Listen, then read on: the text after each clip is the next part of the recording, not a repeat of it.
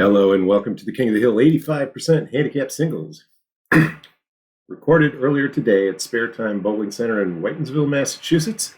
We have a family affair for you tonight. Steve Renaud Jr. and Steve Renaud Sr. both qualified with both coming in at a 105 handicap, qualified with equal scores of 367, beating out yours truly, the number 6 seed, by 1 pin. Later on, we have Mike O'Brien and his uncle, Joe Gallarani, who will be our stand-in for the King. We have some breaking news. Breaking news is that the King has abdicated. Eddie Bennett, last month's winner, has withdrawn due to an injury. So Joe Gallarani is his Prince Charming, who will stand in his way. We also have our number 1 seed. As Joe would have qualified number 1, he will stand in as the King. Kyle Heady, number 2, steps in as the number 1 seed on the ladder, and he will bowled a 388. Anyway, we're going to get you back to the outside of the bowling center right about now, and we're going to join the Renaud versus Renaud, junior versus senior match just underway. We're going to try some new camera angles. All right, so Renaud Sr. on your right with the face cam. We've got the inset showing the pins in the back. Hope you can make those out. First ball from Renaud Jr. He leaves a triple on the left. His father with a 9 drop. Good spare chance here with the wood. Back off the side. Nice job, Renaud Jr. And his father. This isn't Candyland. He's not giving anything up here. Actually, Steve Sr. told me earlier he really hopes that his son beats him, but he's not going to give him any extra pins. Both came in as 108, the 108 average. And we're back and forth all day. Ooh, 9 drop on the spare. So, shaker too. It's still shaking. It might fall yet. That's the Cagliari for Father Steve, and the single pin settles down, and Junior misses.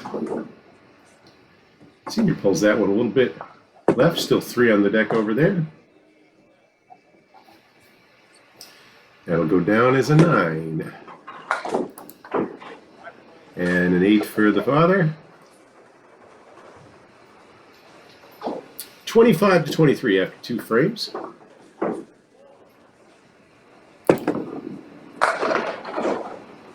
First round of the ladder in the handicap. King of the Hill. A 1-2-1 for senior, and a cluster of 5 for the son.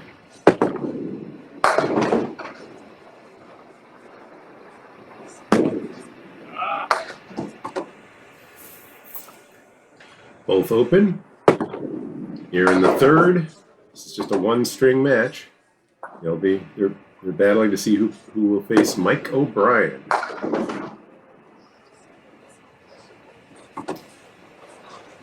Pair of 9s, no blood. It's 37-32.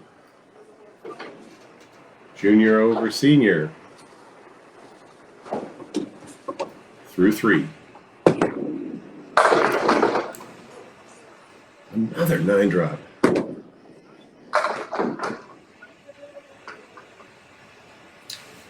His father has 4 standing there. Wood helps that one out. Second mark for the son. You can see the growl out of the father as he misses his spare opportunity. And leaves a 9.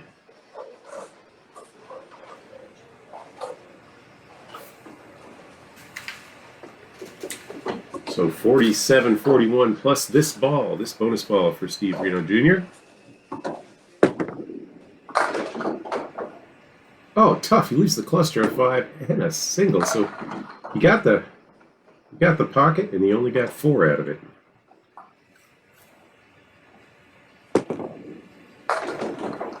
Nice 9-drop for Senior. That goes.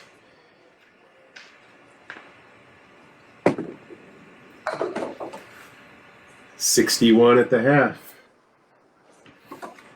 for the Sun.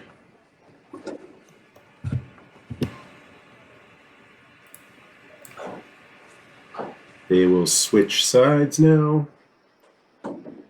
With the Sun on lane 3. The father.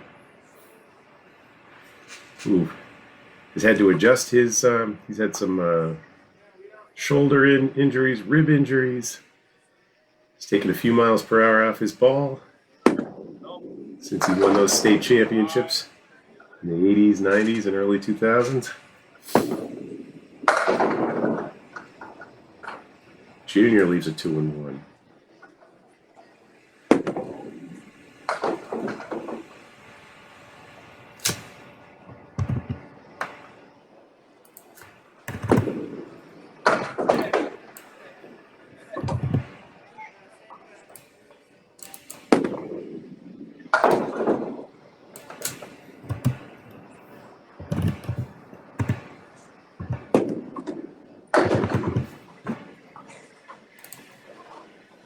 So through 6. You see the score there? The Sun leads the father by 6.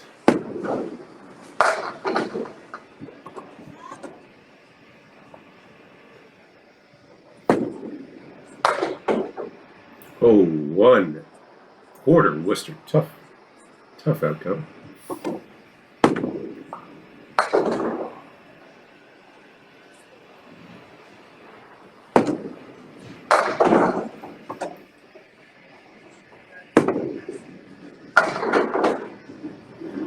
That's a 10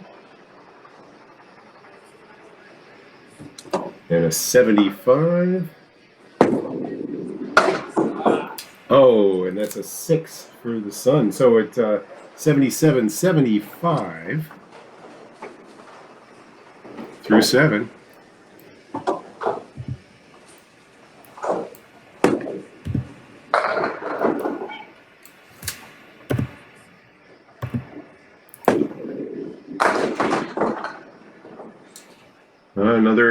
Another pocket hit and a cluster.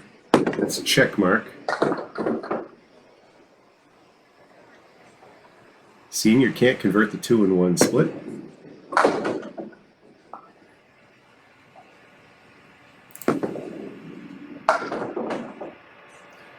That was a 10. That's 85 through 8 and 87 through 8.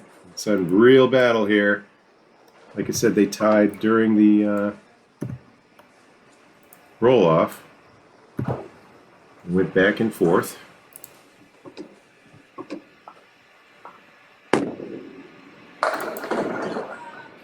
Goodbye! A 9th frame strike for the father. And Steve Renaud Jr. keeps hitting the left side of the pocket. He's been, I don't know, just a little thin maybe on the 1-2 side. Nothing thin about that one.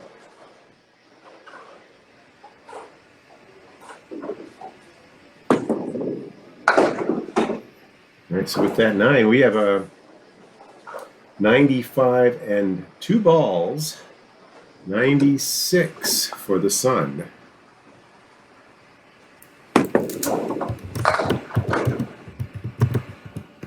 And that's our first lead change.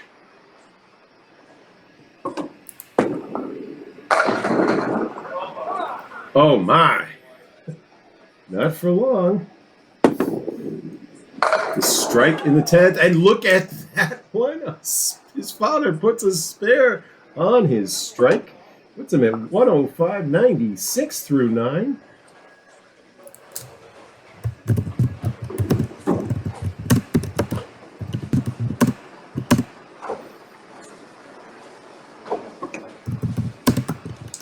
last frame. In the bonus here. They're still falling. That's a 6 for a 1. It's a 7. That's a 7. Late with the late fall. It's a 122. And with the he needed a double. He needed a double. That does it. What a finish from Steve Renaud Sr. taking his son out 122 to 116.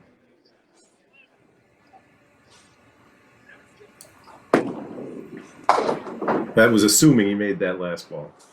It was over at that point. 122 to 116. Fantastic finish. All right, now in just a moment, I'm going to turn it over to our tournament director, Eric Bromberg, and Justin Scally, who is the Scratch King of the Hill holder. And we are back. After some technical difficulties, we've started match number 2. Steve Renaud Sr. with a 122-116 win in match 1. Now against third seed Mike O'Brien. Mike getting 3 pins a game. We are, 3 pins. We're 21 to 19 after 2 in favor of Mike. Senior, that's not a bad lead for missing the head. Actually, that's not even missing the head pin. That's a 5 pin off its spot, I think. Yes. 5, 9, 10. That looks like a 5 pin. That's a good shot. He picks it up. Mike with the diamond on the right side. Only takes 2.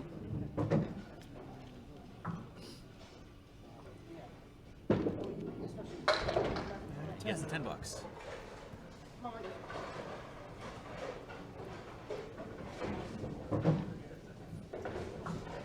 So Steve down 2 through 3 with a bonus ball. Don't expect him to be down too much more, too longer, I guess. Give him 7. Good enough for a 5-pin lead after 3.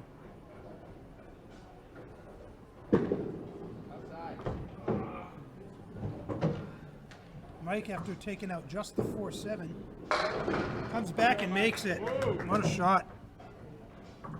Always on something like that, Justin, you say to yourself, where was that for the first ball? That is correct.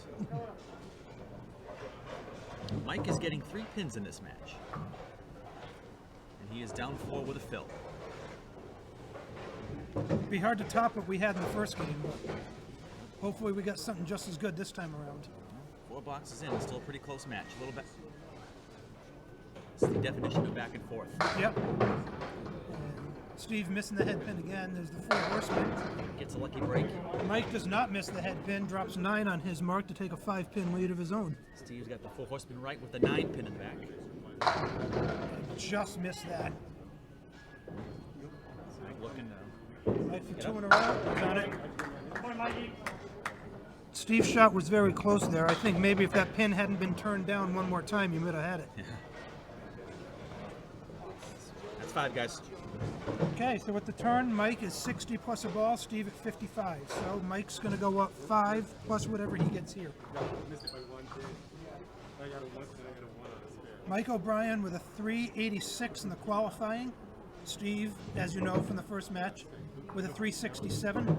The winner of this will play the number 2 seed, Kyle Heedy, who qualified with a 388. And ordinarily, we take just the top 4 for the Handicap King of the Hill, but the defending champion was unable to defend due to injury, so we're having the top 5 here. And whoever wins this overall ladder, as Mike makes it 3 in a row, whoever wins this overall ladder will come back to defend their title March 28th. Steve with a good recovery after chopping just the 4-pin out with the first ball. Now leaves the 3-6 for a $10. And I think that wood might have cost him, but it's a 9. My view was blocked out. Did he catch the 3-pin just a little bit too late? He caught just a little bit too late, and that wood behind it threw it to the sidewall. Okay. So Mike now with a 14-pin lead plus this ball. Steve's starting to run out of time. That's what happens in a single string in May. And Mike is throwing a great ball Mike is throwing a great ball, that's right. That's 56 pins in the last 3 boxes. Those 18 and 19 boxes will add up in a hurry on you. For 4 in a row? No. Senior now with a 7-10. Play that wood on the left-hand tip. Try to helicopter it on the other side of the lane. Like that. That's about as much as you can do there. Yep. Mike, Sorry, Justin. Mike with the 9 for a 96 through 7. And Renaud with a 10 for 74 through 7. So the difference is 22 with 3 to go. Mike's got 93 scratch through 7. That would make hay in the scratch ladder later. That would make hay in the scratch ladder. Speaking of which, I'm sure all of you know that we have both the handicap and the scratch tournaments on the same day. It's always the, okay, I was going to say senior deserved a better drop than the 579. It's always the 4th Sunday of the month. The handicap is at 10 a.m. and the scratch is at 2 p.m. And last month, as I said, and there's a spare for senior. Go ahead, Justin. I'm stepping all over you. He picks the 7-pin right in the face. And a 10 for Mike. Mike gets the 10. So Steve needs extra throws. He's going to have one. Being down 22 less this ball. He pretty much needs to mark out at this point. I would say he does, but hope Mike opens. But this guy on lane 3 right now is more than capable of putting big marks together. It's Mike with another great 9 drop. Though judging by his body language, the 5-pin probably looks like the size of a pencil right now. Yeah, and there's 8 for Steve. Cutting the lead down to 14 and looking at the 6-9.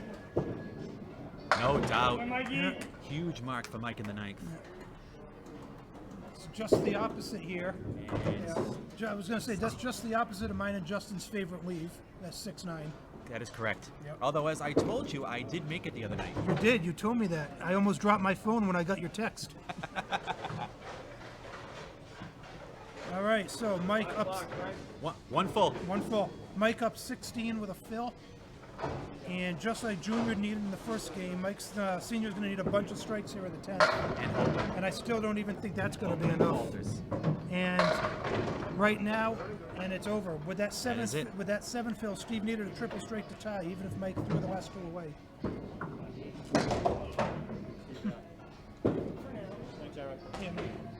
Once again, misses left. But it's all elementary at this point. Yes, and that's a 7. Steve just throws one down to get it done. Yep. And Mike O'Brien advances with a 130 to 109 win over Steve Renaud Sr. And so Mike O'Brien will move on. And who is he bowling next? He's going to bowl our 2nd seed, Kyle Heady, qualified with a 388. All right.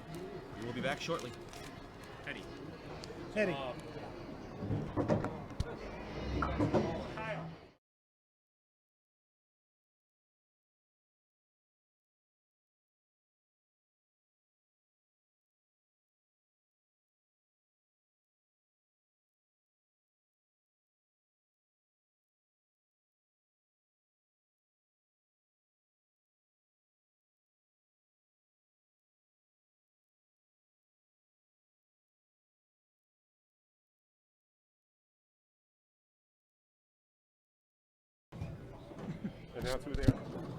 All right, now we are on to the semifinals of the handicap.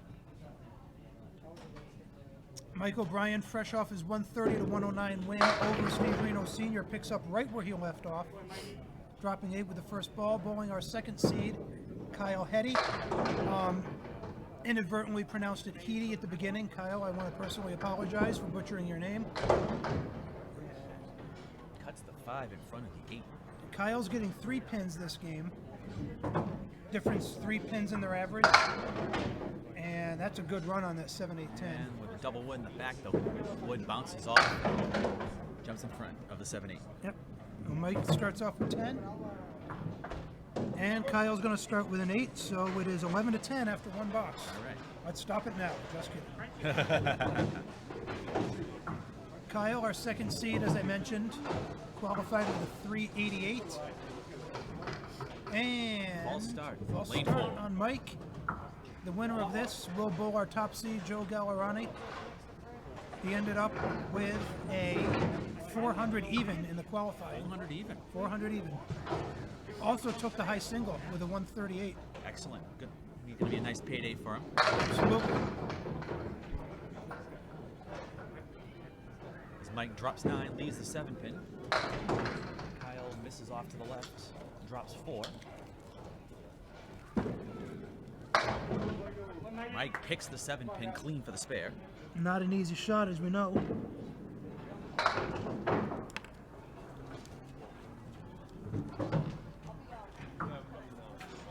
These corner pins, depending on how kind of ball you throw, can be a little tricky to get. Yep, absolutely. Ooh, Kyle with the 6. And Kyle with a 6, and there's that's an equalizer in a hurry. Mike with a lead, 20-17 plus this ball.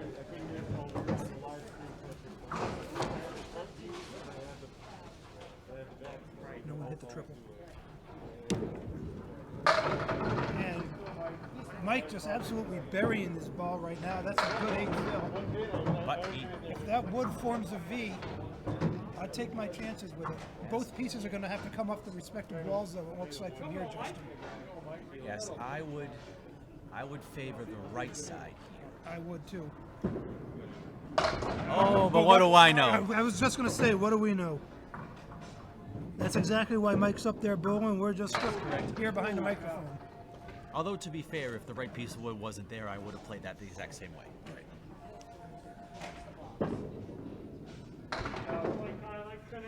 Kyle with the 10 box. Yep. So Mike's upped his lead to 11, plus he's got another throw. Mike was doing this kind of stuff all day in the qualifying. His average is a 102, but you don't really throw 386 or you don't throw a 386 accidentally, even with a handicap. That is correct. So Mike drops 4. Got a big cluster in the middle here. And he chops out the half Worcester. Justin, on a cluster like that, because of the 2 sweepers, you usually you try to play the pocket, or do you try to play it outside and just scramble them? I usually go outside. With what Mike had, I go to the head pin and put that thing as full as I possibly can. Kyle gets the 10. You either have to go like very thin on the head pin, or go full and drive everything back. Right. That's your best bet to make that shot. Yep. At least in my opinion. Yeah. I mean, outside works if you get a good bounce, but you can't necessarily rely on the bounce all the time. Right. 6, 7. Oh. And look at Kyle takes out the Gallarani. there is no veal on lane 3. That is correct. And a 9 for Mike. So we're going to make the flip right now with Mike up 58-47, but Kyle does have an extra throw. The 2 best ways to make the Gallarani are go really thin on the horseman, or go really full on the horseman. That's right. Or option C, press the button and move on. Yes, that is correct. Yeah. It's usually what I do when I see the 4-8. Although if you've got a plank in front of the back pin, you can go outside on the horseman and let the ball deflect. Absolutely. So now we're going to see another opportunity here at it, as Kyle's going to try to make the same shot that he just made. That 5 fill, by the way, pulls him within 6. Not this one. Maybe. Well, I don't know. That was funny. The 3 kind of hit the 8 from behind and pushed it forward. Mike with the big 4. Takes out the 2 on the left. That's a good 10 for Kyle. Not exactly favorable wood here on the right side. I'd watch that 10 pin. And he gets it anyway. So that's another box that ticks off the scoreboard. It's 68-62 Mike by 6 with 4 to go.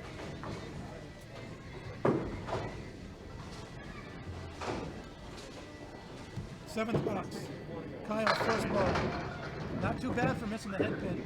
Well, Mike's back in the pocket, drops 7. And here's Justin, what you were just talking about. If you have a Gallarani-like shot with wood frozen on the back pin, you can play it outside. Right. Or you can miss the head pin entirely. Yeah, that shot I would have just played the 1-3, try to split him. Yep. Oh, Mike slides by the 2 pin.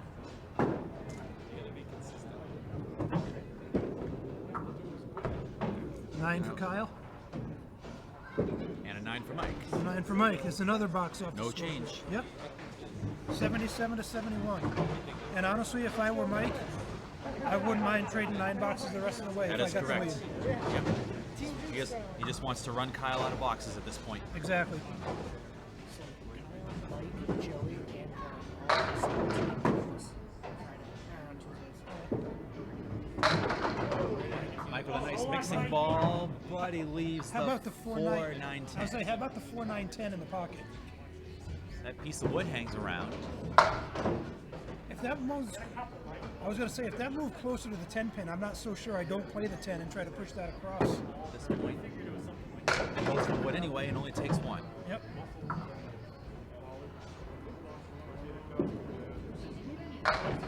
As a 9, so it looks like it might be status quo, and it's a gainer for Kyle. Kyle gains a pin. Mike only gets the 8. It's one thing sometimes I've noticed for some like the lower average guys that if you like with a split shot like that, they have a tendency to just automatically go for the wood and see if they get a lucky bounce. Exactly. Yep. When I was first starting to bowl, my philosophy was, you know what, as long as it's there, you know, get it moving. You don't know what's going to happen. And we have our first spread eagle of the day. As Mike goes right through the heart. Kyle's been looking at an awful lot of 4 horseman type leaves in this match. Yeah. Mike picks out the right side. Kyle's got what, the 1-9 for a 10 box? Looks like the 1-9. That's not an easy a shot as it looks like. That is not. Kyle with an 8. It's an 8. And Mike with a 9. So here we go, down to the final box. Mike gets that pin right back. We are separated by 6. Mike's up 94 to 88 with a box to go. This is where I start doing math and I shouldn't. Kyle gets at least a 7. If Kyle gets at least a 7, that will force Mike to mark to get the win.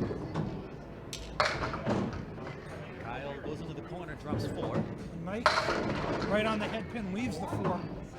Little full in the pocket, but gets the 7, 6, and 10 to kick out. And that's a big spare by with Kyle a big right there. mark in the 10. And Mike, here we go, 1 ball. If Kyle gets, what's it here? 7. That's right. Kyle needs a 7 to lock it up. Kyle gets at least 7 on this ball, it's all over. We do have the possibility of a tie, and if it's a tie, we go to a 2-box roll-off. And Kyle, look out! Oh, what a bounce! Look And out! that will do Look it. at this! Look at that! Kyle playing the 6-10 pocket and gets a backdoor strike out of it. And what do you know? We have a tie. We are tied at 108 We have apiece. 108. Kyle with one of the most beautiful 6-pin strikes I've ever seen in my entire life.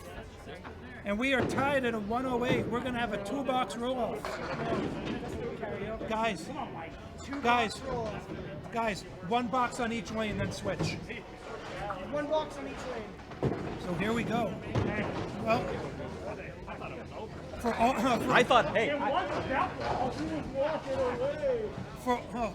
all the world, I thought Joe had at least 2nd place money in his pocket right there. We're going to a 2-box roll-off. They'll go 1 box on each lane and then switch sides. No handicap. And if we're tied at the end of this, we'll do 2 more. Just have to remind them we do have another tournament coming in at 2 o'clock, so we can't do it all day. Just throw Michael Bryant out. Mike's first ball of overtime. 1, 3, 8, 9, 10. Kyle's first ball of overtime. 1, 2, 4, 8, 10. Mike threw it away, but got 3 of them. Every pin important in overtime now. This is the 2nd straight month we've actually gone to a 2-box roll-off to decide something in the handicap order. As Mike cleans up the 10 box. As Mike comes up with a 10. And Kyle with an 8. So they're going to switch sides and bowl 1 more box. Let's see if Kyle plays the 6-pin off the first ball again.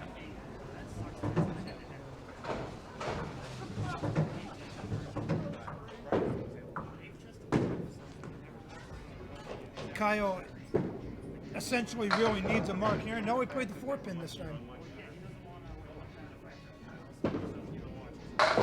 Mike with a And beautiful Mike, first ball. Beautiful 5-9. As long as that wood stays out of the way, and it looks like it's going to roll off to the left. And Kyle was 7, and that's going to do it. Even if Mike misses this, which he does not. That is it. So we will have Mike throw one more ball. Nope. Kyle's pressed the button to concede. And that's going to do it.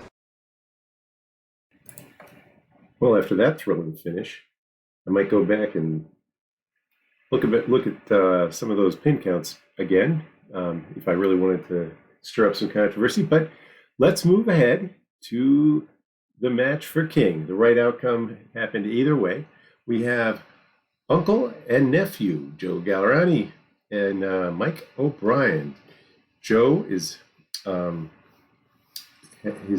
they're both wearing shirts that say "For Jake," and you'll know that refers to Joe's son Jake, who passed away due to cancer, and when he was 11 years old recently. And the family wanted us to know that they have a 501c3 that is formed to. It's called For Jake, www.forjake.com, and they're raising money to support youth sports and activities. They're in the process of building a field complex in their native Uxbridge, I believe. Anyway, we'll bring you right back to that final. It's a good story there.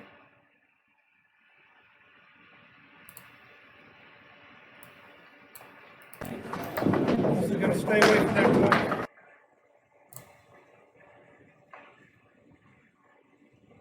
And here we go to the finals. All right, go get it, guys. Mike O'Brien looking for 3 in a row, taking on our top seed, Joe Gallarani. Joe qualified with a 400 even. Mike with a 386, place money. Mike just been throwing a great ball all day, looking at the 2-pin with a plank. Sorry, the 2-8. Looking at the two pins that Joe took out in his first ball. That's right. Joe off to the right. This is a 2-string final. Joe is getting 5 pins a game. Joe will get the 8. Yep.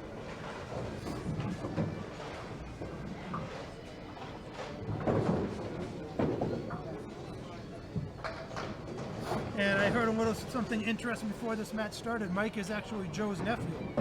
So this is the second time today that we've actually had a family feud in the ladder. Mike right there. Mike with only 1 on the fill. Trying to take a page out of Kyle Heady's book and hit the 6-pin and see what happens. He didn't quite get the same carry. So we're looking at a 3-1 split here. 3, 4, 6, 10. Chops out the 3. Just chop out.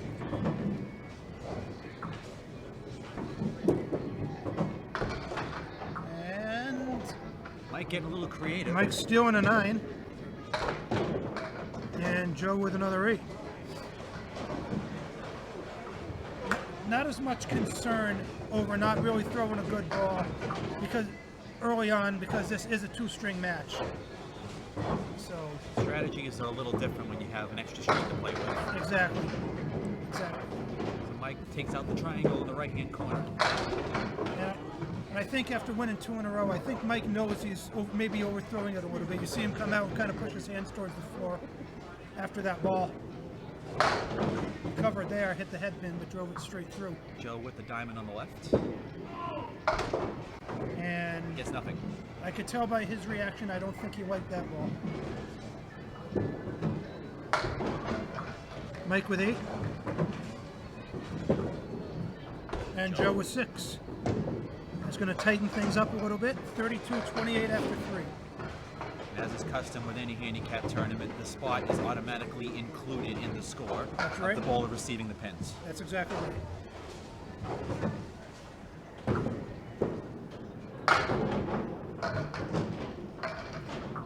As Mike takes out the half Worcester left side And Joe leaving the 4 horsemen left.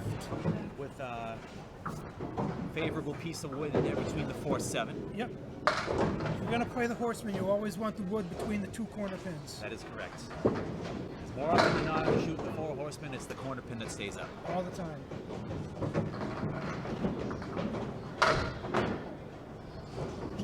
excuse me, that's Mike with 7. Joe with 9. And Joe with 9. So Joe adds another 2 pins to his lead. Yep. So Joe is up 41-35 as we hit the 5th. After this box, they will switch sides. That's a nice looking ball. Beautiful That's a nice. ball on That the is a very 1-2. nice looking ball. The minute that left his hand, I'm right behind Mike on lane 4, and they're both going to look at the 7 pin. I'm right behind Mike on lane 4. As soon as that ball left his hand, it looked good. And whoa! Not the ideal spot to put that, but gets the lucky bounce. You on got the it ball. anyway. And they both. And Joe picks it clean. That's 5, guys. So we're going to take the turn. 51-45 in favor of Joe. Both guys working on extra shots here.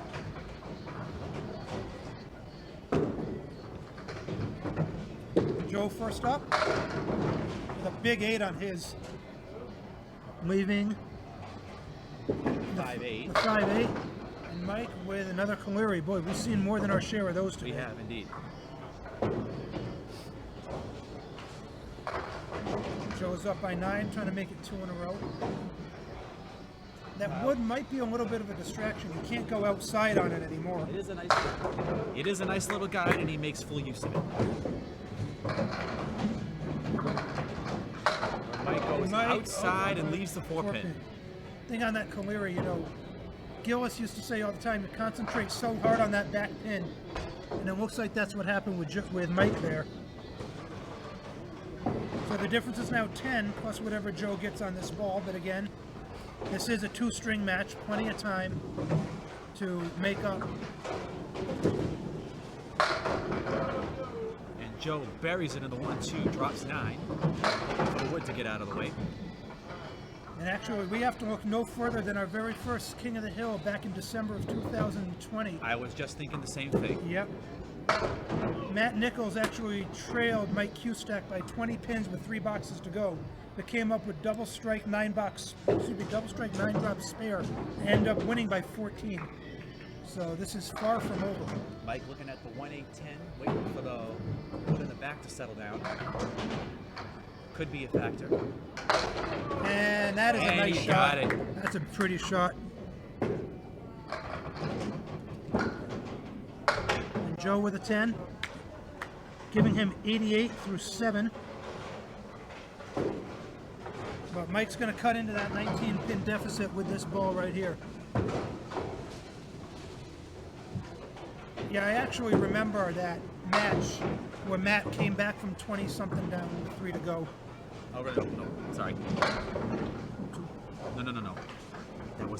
That wasn't his mark, sorry. 4. No, that's right.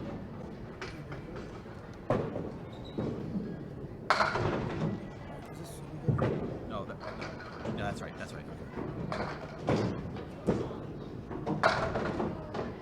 All these years of bowling experience behind the microphone, we're still having trouble keeping score. Mike with 8. And Joe with a 9. Joe with a 9. That is correct. Okay, 97-81 after 8. What I started saying is I remember Matt getting that first strike. That was his first mark of the game. And I said, look out, because I know he's capable of throwing another one. And he did, and then he just rode that on to victory. Joe drops 6, and half horse to left for Mike. Joe with the 1, 3, 6, and 7. That's a pretty shot when it goes. Chop out the 3.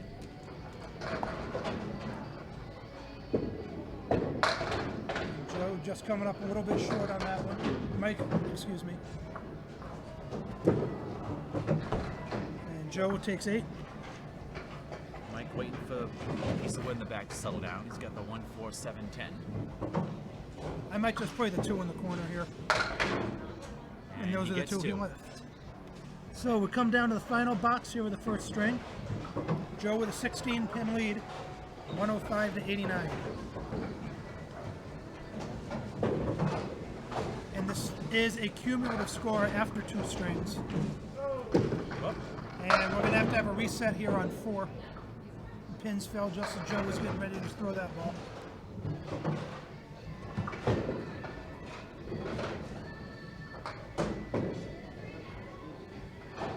Yes, and I agree with your assessment on the last box. I would have also gone for the 4-7 in the corner. Yep. In a two-string match, you just got a lot more wiggle room. But actually, on the flip side also, Justin, the way Mike's throwing the ball today, why not just shoot the head pin and go for broke? Right. He's throwing a good ball. And he continues here with the 5-8 and a piece of wood that looks from my angle It looked like it should cover it. That is perfect. It pretty much hit it anywhere on that wood except on the cap. And he takes it out. Mike will throw another ball. What I refer to as free bowling when you get a spare in the 10th. That is correct. It's an extra ball that you didn't pay for. Yep. Joe gets the 10. Joe gets a 10 and he closes out his first game at a 115. So this will be 16 less whatever Mike gets on this ball as we go to game 2.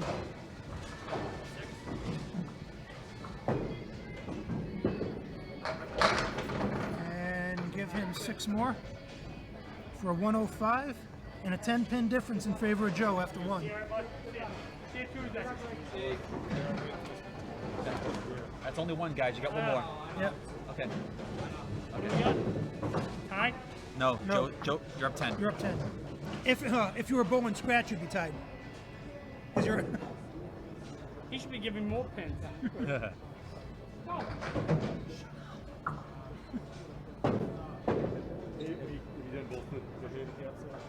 What's that? Yeah, because Joe was getting 5 a game, so I just started 10. Yep. All right, here we go. Final game. Joe Gallarani coming in with a 10-pin lead.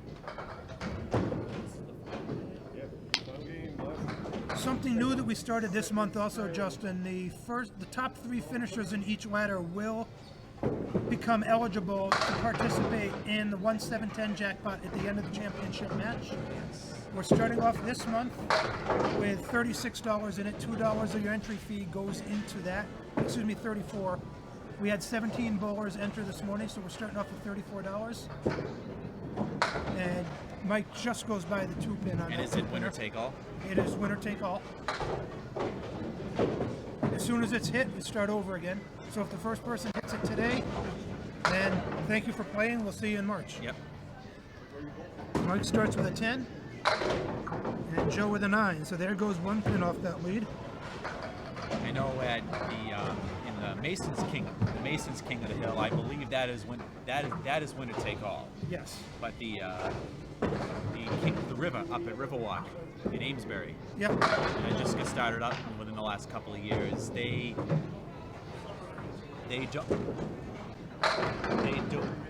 do not do it that way. They do it like the strike pool at Masons, where it's a win. And As while we're yapping away, Joe gets a slow motion strike. second time that's happened to Mike today, a slow motion strike. And on that 5-10, Mike just missed it. I believe the 7 and 8 for the Joe were the last 2 to fall. So you were talking about Riverwalk? Correct. Justin? So I don't remember the exact number, but when their high-low jack is hit, the winner gets a percentage of like 75, 80% or whatever, and then the rest of it is used to restart the pot. Gotcha. But they do it a little differently. They don't take it out of the entry fee. It's an extra it's an extra $2 you pay in. Okay. Because what they do is they don't. Joe, we're looking for a double. That 6-pin wants to go, That but it 6-pin doesn't. wants to go. A lot of daylight under that pin, but it's going to stay. Mike's shooting at the diamond right.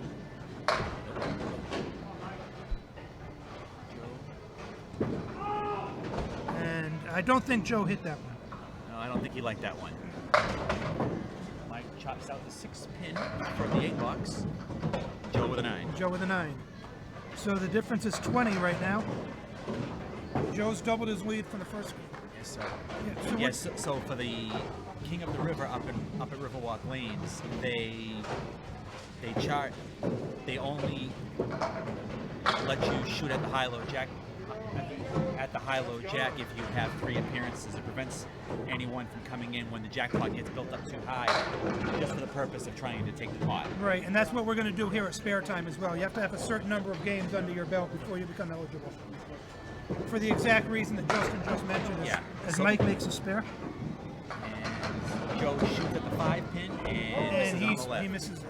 So what they do is the high-low jack is an extra $2. Whereas if you are not eligible to shoot at the high-low jack, you do not have to contribute to the pot. Gotcha. One more box, and then we will switch. So Mike looking to cut into the lead here with his fill. and give him 6, so we'll cut it down to 14. We're still doing a lot of tweaking. This is only the 3rd month that we've done this this tournament. We started, as I said, in December of 2020. So still a lot of tweaking to do, a lot of things we're going to be adding. In March, we're going to be adding a 50-50 raffle as well. Excellent.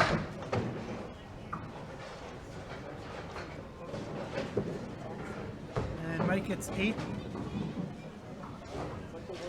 Joe looking at the 7, 8, 9, and he'll take 7. So we are going to switch sides. We've got 5 boxes to go, and Joe's lead is 13. Down the stretch we come. Exactly. Justin's little Kentucky Derby preview there. As we wait for the first Saturday in May. Or as Jack Edwards would say, we're in the Ford F-150 Final 5. That's right. Mike with another good ball leaves it 2 and 1. Actually saw Renaud Jr. make this 3, 4, 6 in back-to-back boxes Really? in the qualifying today. And Yes, Joe picks it up for the spare. Mike finds the curtain.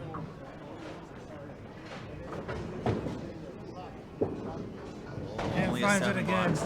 And that's going to hurt.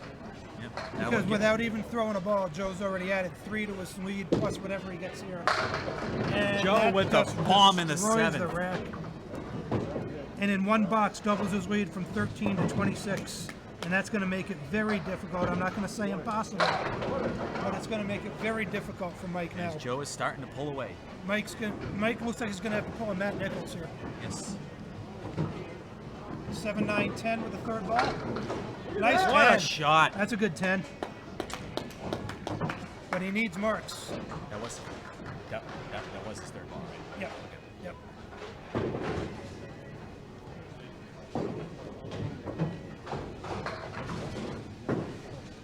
Joe looking for a double. That's a good ball too. Just And faded on him at the last minute. He put 6 with the first one. trips out the back pin. And a similar shot here for Mike, moving to 1, 3, 7. Joe for 3 in a row. Nope. Wait for it. He gets 9. I don't think that wood's going to take it out. And Mike goes a little thin on the head pin. And this is going to be it's almost going to be, it's a 10 for Joe. We're getting to the point now, a 35-pin lead with 3 to go. Now make it 36. It's almost starting to get mathematically impossible for Mike to come back now. It is pretty close. Yeah. So even if Mike were to throw a 4-bagger here, Joe could still. Yeah. The 4-bagger gives Mike a 147, Yeah, and Joe would just need a couple of decent Joe votes. only needs 15 pins to lock it up. Yep. And now that's a moot point. Yep. Always like leading by 21 with 1 box to go, don't you, Justin? By 31? Correct. Yep. And so, this last box here looks like it's just going to be a formality. Yeah, I think my math was wrong, but The idea was all right, A moot though. point. But it's all a moot point. I Exactly. think my math was 10 pins off. Yep. And the difference is now 37. And So this match is over. this match is over. Mathematically, they got 1 box to go, but give the title to Joe Gallarani. And at the end of this match, all 3 of our top finishers, Joe, Mike, and Kyle, will be eligible, as I said, for the high-low jackpot. We will stay live. We will stay alive. Nothing wrong with the way Mike. Yeah.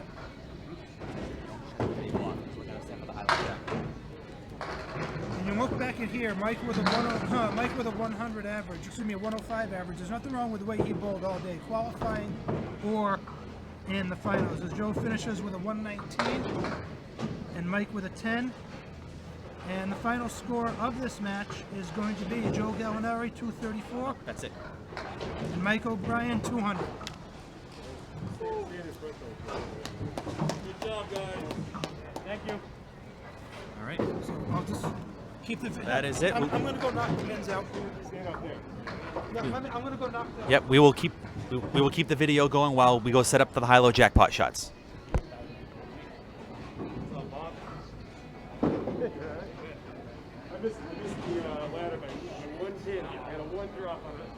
I had a run a strike, nine drop, snare, Gallarani, Nathan Gallarani, and then a one. And then I was like, okay, yeah, whatever. Then I had another, and then I had a nine drop on the next one. I missed that. And then I didn't even get the 10. I ended up missing by one hit. I had like 85 sides. Yeah, it was 18 originally 17. Bonus money. So we just, and actually this match here was, Ryan Drago. what's up, kid? What's up, buddy? We had the Renaud's. And we are back. So the champion, Joe Gallarani, will get the first crack at this. Yep, you first. Yep. Joe gonna go first. This, as I said, this 1/7/10 worth $34 today. Yep.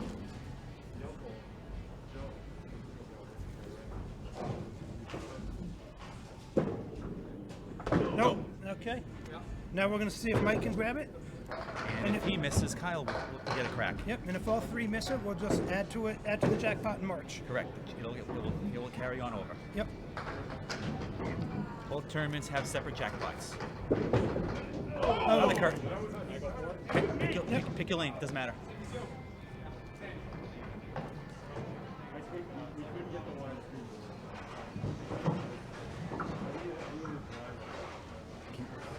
Can you see it?